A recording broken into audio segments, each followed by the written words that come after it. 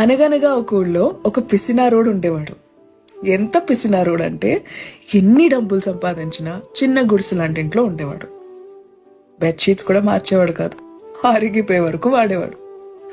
ఉద్యోగానికి కూడా నలిగిపోయిన బట్టలు వేసుకుని వెళ్ళేవాడు, ఇస్త్రీకి డబ్బులు మిగిల్చాలని. వయసుకొచ్చినా పెళ్లి చేసుకోలేదు, ఎందుకంటే పెళ్ళం వస్తే మళ్ళీ ఖర్చులైపోతాయి, పిల్లలు పుడితే ఇంకా ఖర్చులైపోతాయని. అలా జీవితాన్ని బ్రతికేస్తున్నాడు. 45 ఏళ్ళు వచ్చాయి. ఇంకా నేను రిటైర్ అయిపోతాను అని అనుకున్న సమయాన తన ఇంటి తలుపు తట్టి మరీ యమధర్మరాజు లోపలికి వచ్చాడు. ఈ సమయం అయిపోయింది, పదా అని. అప్పుడే అయిపోయిందా? ఇప్పటివరకు నేను ₹1,00,00,000 సంపాదించాను, ఈ డబ్బులు తీసుకుని నాకు కొంచెం ఆయుష్ ఇస్తారా అని అడిగాడు. యమధర్మరాజు గట్టిగా నవ్వాడు. కుదరదని చెప్పాడు. ఒక్క క్షణం సమయం ఇవ్వండి అని ఒక పేపర్ తీసి ఒక చిన్న లెటర్ రాశాడు.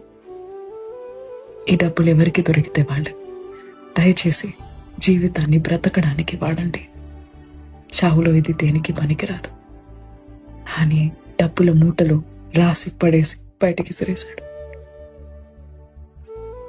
జీవితాన్ని బ్రతకండి, దాచుకోకండి. Nothing is forever. చిన్న కథ నచ్చిందా?